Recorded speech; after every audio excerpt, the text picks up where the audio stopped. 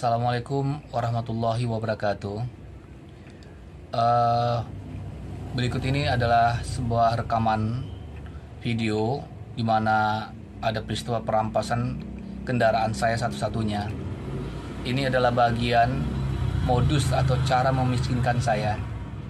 Selama ini kan pemerintah mengatakan atau dulu ada isu-isu yang akan dimiskinkan itu para koruptor. Tapi faktanya yang terjadi sama saya itu justru penentang korupsi yang dimiskinkan. Proses pemiskinan terhadap saya itu dimulai dari pengerusakan rumah tahun 2005, 2013, 2019. Dan itu kan saya membutuhkan biaya untuk memperbaiki.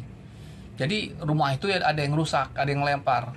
Dan saya melapor ke polisi, nggak satu pun ditangani kepolisian. Nah, saya nggak tahu juga ini kenapa kepolisian ikut-ikutan juga untuk memiskinkan saya gitu ya. Nah, kemudian di tahun 2020 itu mobil saya dibongkar, lalu kehilangan itu dongkrak dan peralatan yang lainnya.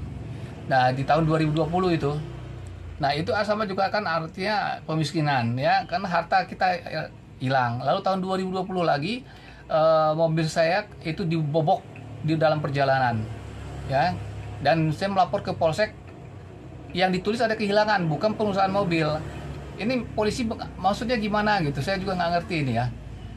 Kemudian di tahun 2020 berapa 2022 itu mobil saya dalam perjalanan bannya lepas secara tiba-tiba ya, dan melapor saya ke polsek juga, saya ke kepolisian juga tidak ditanggapin.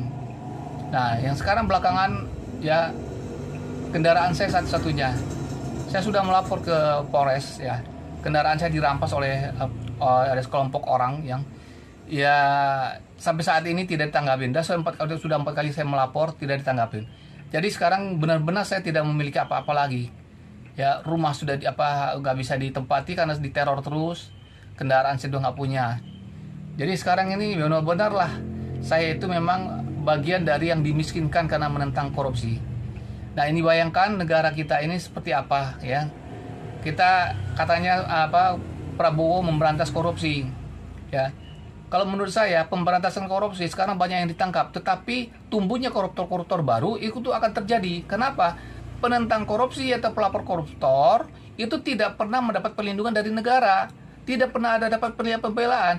Jadi para koruptor ini akan tumbuh terus karena dia tahu bahwa negara tidak akan melindungi para penentang korupsi. Jadi dia berani karena tidak akan ada yang menentang korupsi lagi. Maka koruptor itu tambah terus. Jadi sia-sia saya kira kalau Prabowo memberantas koruptor, menangkap koruptor, sementara penentang korupsi tidak ada jaminan perlindungan secara serius. Inilah negara kita sekarang. Negara apa saya nggak tahu apa namanya nih. Biadab atau apa kita nggak tahu ini. Jahanam atau apa. Inilah yang mudah-mudahan kita negara kita menjadi negara yang terus saja berkembang dan dalam perbaikannya ya.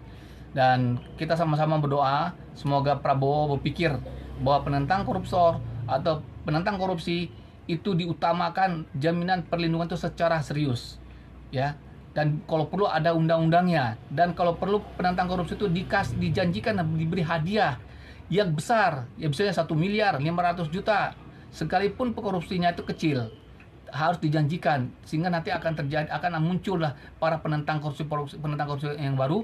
Kemudian penentang koruptor juga makin ketakutan nantinya.